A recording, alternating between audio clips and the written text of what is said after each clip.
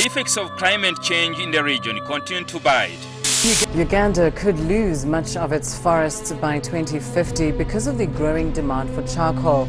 Uganda, over 90% of the population still cook on open fires.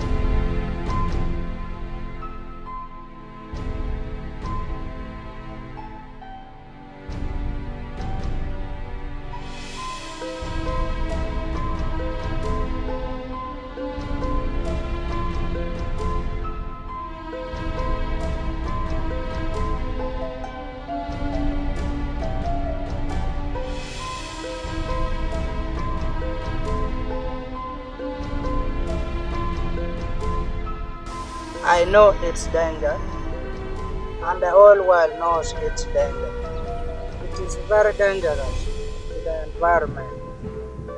One can go where we no chen and no and food to make a chill when no chen and kill. See the where one now away, but don't yet, or one maca, talking. It's everywhere, and look at how they've left this land bare. They are cutting everything. And the worst part of it is that they are cutting even shana trees.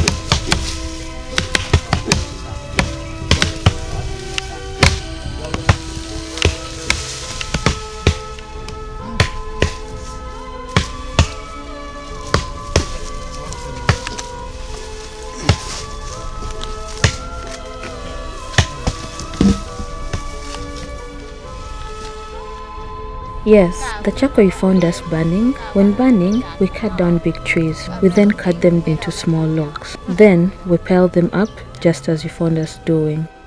Then we set it on fire. When it is burned, we open it up, then put them in sacks. After that, we take to the roadside for sale so that we get money, which can support us in paying for children's school fees, for buying pens, for buying books, for buying soap, for buying other essentials like salt, clothes for our children, and also for us adults.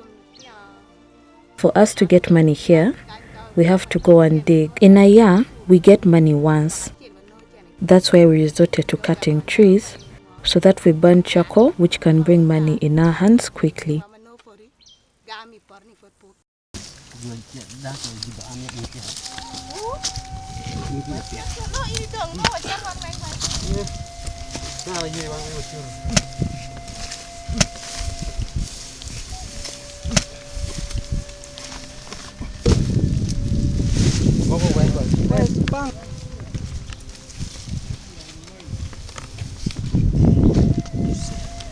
Always, I tell my children from school to work very hard because life does not only depend on white collar job, as others do say.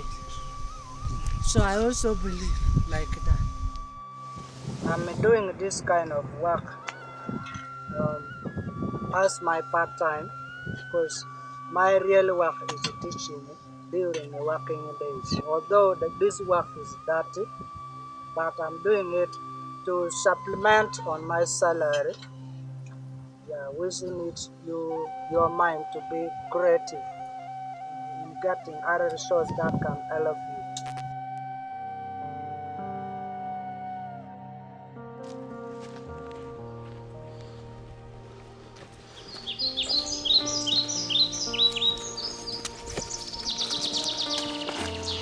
There is indiscriminate tree cutting going on. When you look at these trees that have been cut down, they are doing this for charcoal, and they are doing it indiscriminately, burning the trees to turn the trees into charcoal, and they have covered. So this is the process of burning. But there are so many of this, and you can see right there, another one is being burned. It's everywhere, and look at how they have They've left this land bare. They are cutting everything. And the worst part of it is that they are cutting even shana trees. This is a very painful experience that we are seeing here. The magnitude of destruction is extremely unbearable. I can confidently inform you that almost 50% of our forest cover has been destroyed within a short period of time. Take a look back and see the time people were returning from the camps. The forest cover was beautiful. And destruction started immediately people returned to the villages. So many business people, especially from Kampala and the outside district, in central Uganda and eastern, so many business people started coming. And they would go to the villages, compromise people, first to make them believe they are going to provide quick money for them. And these business people are taking advantage of the poverty level. And they want our people to believe that the little they are going to give can make them live to another day, not knowing that in the long run, it's going to be severe.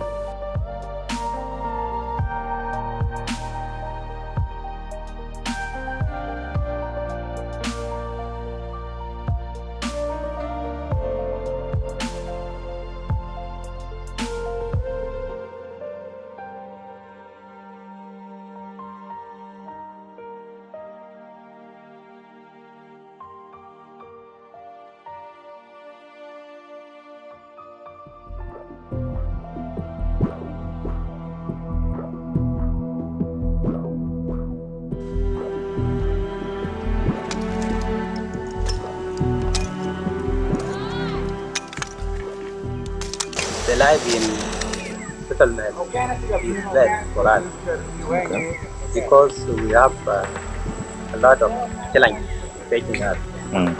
The food which we receive is limited, and also the place where we get our food have been transferred from far place. So if you need transport, then you go to bring your food, and also the food you will take it in green. So we have a lot of challenges, even the job. It's very difficult for us to get a job. This is the land I request from the host community. So they give me the land. Then the tree which I'm cutting, I use for the charcoal. Yeah, I went to host community. I have my colleague. I call him, then come and show me the way the charcoal has been burned. Because I'm married, so my wife now she wants twins. So those twins, all the time they got some problem. Maybe I take them to the hospital. If not good in the hospital, I take them to clinic with that charcoal, which if I get the mining from the charcoal. With coming of the refugees in the district last year, around the month of April, we noted that the rate of charcoal burning increased. Why do I say this? There were so many improvements in the road network.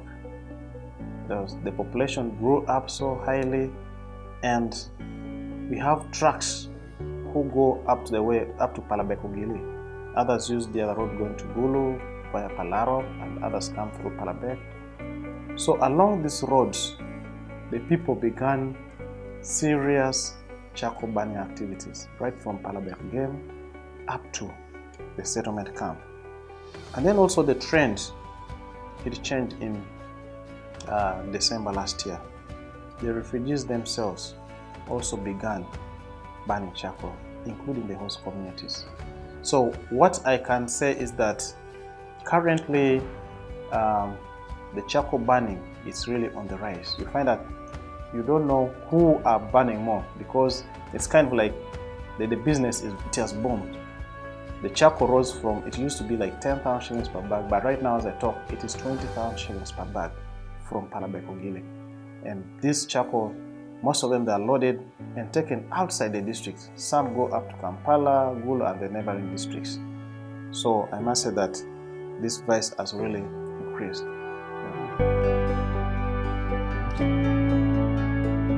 It is easy to think that it is because of an influx of refugees that Northern Uganda is suffering a degradation of its environment. However, is it possible that the additional pressure put on the environment by influxes of refugees, while real, is also perhaps a smokescreen for other dynamics that are undermining environmental sustainability? When we asked those actually cutting down trees what their view of the impact was, it turned out they were very clear about its negative impact. I know its danger, and the whole world knows its danger. It is very dangerous to the environment. One, when you make the charcoal, a lot of smoke goes up atmosphere. So it will break the condensation with the rainfall to come down. So the rate of rainfall will be reduced in all the places where charcoal making is always being practiced. Cutting trees make a lot of problems. If you cutting the tree, it means that the rain is not going to fall. And also during the dry season, it means that the wind is too much in the area which I stay.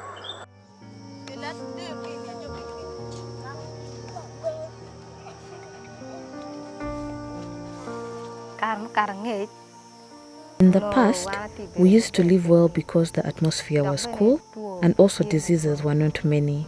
But now that the trees have been cut down, the atmosphere is very hot. There are many diseases attacking us, including children.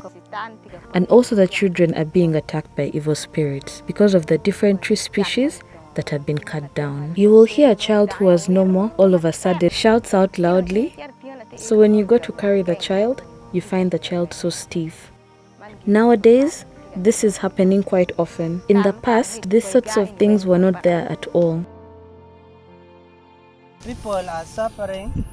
That is why they are getting money from creative mind, like cutting trees, but instead they are not knowing the results of cutting trees.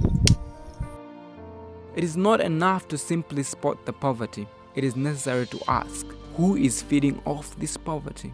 For when we look at what is involved in the whole process, from cutting through to sell, it turns out that the people doing the cutting are just at the bottom of the food chain. That involves a large amount of capital.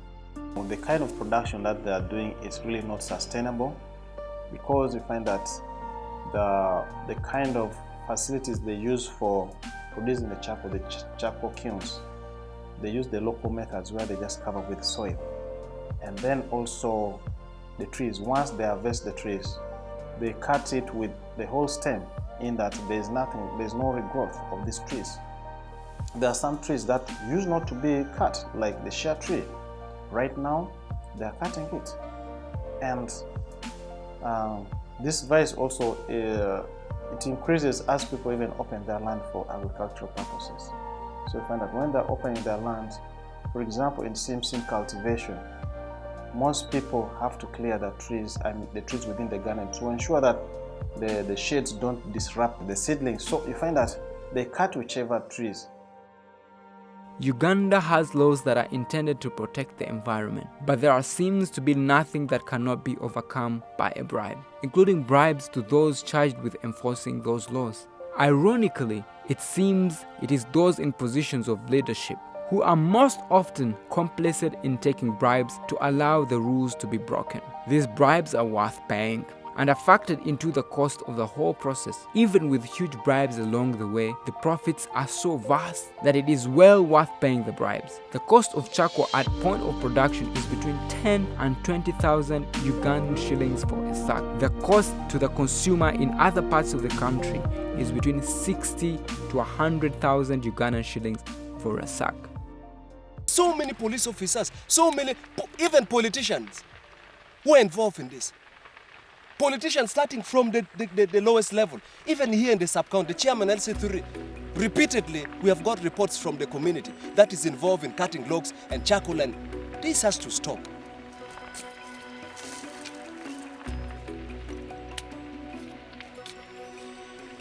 The biggest challenge we have in this country is that people don't care about the law. I do not understand why Parliament of Uganda continues passing laws that are not taken seriously, laws that are not enforced.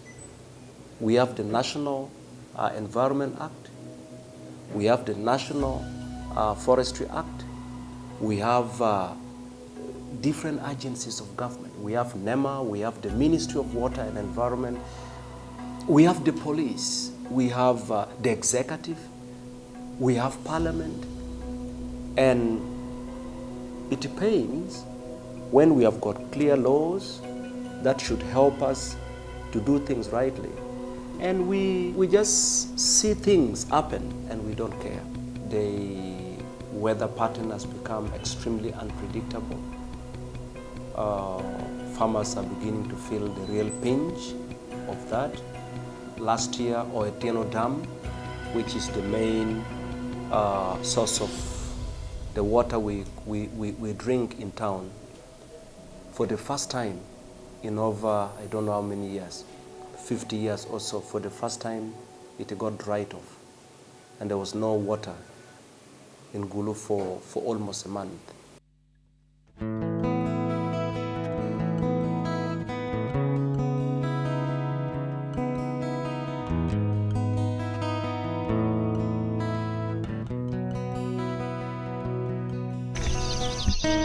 It was announced in the church by the catechist that there will be those from Refugee's Law Project that are working upon planting of trees such that in future times it can also benefit us like the community members. When the trees grows up well, it will help us in so many ways. For example, it will also bring for us rain, since trees also attract rain. Secondly, the branches, if they grow like for firewood, branches I think can help. 1 feet deep and in diameter 2 feet. Then you backfeed the soil. Then in the middle of the hole, you bring your seedling like this upwards, because if you put down it may damage the roots. Then you press in the middle of the hole, you bring soil cross the seedling. You press the soil. That is Graveria robusta.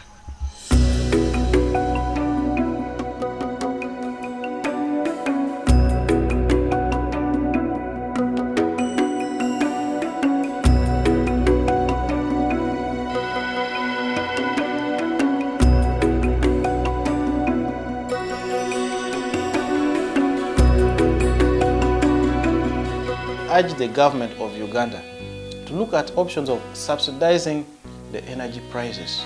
There are some community members who can use the gas and then also electricity. We should also try to reduce the tariff so that at least some people who can afford to use cookers, they use them. And then, above all, the central government should allocate a proper budget for environment and natural resources. Because we realize that in the national budget, they always allocate 0.3 to 0.6% to environment and natural resources.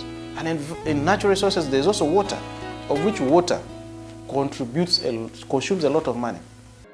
Government needs to look at alternative energy sources to save the environment.